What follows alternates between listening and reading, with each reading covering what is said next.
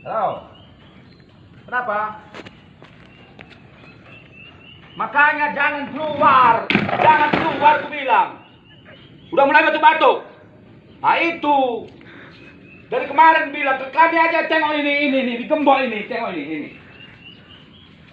Di gembok ini, udah 2 minggu kami nggak keluar. Udah boleh batuk-batuk. Udah, jangan di rumah. Masa kayak gitu? Dari kemarin udah dikasih tahu semua. Bilang sama masyarakat lagi. Kecamatan semua bilang. Kecamatan, masyarakat, kabupaten, semua dikasih tahu. Yang bandel biarkan aja, udah. Masa kayak gitu? Pengertian sikit lah, ini pemerintah yang ngasih tahu. Hah? Udahlah, malas aku ngomong sama kalian. Udahlah.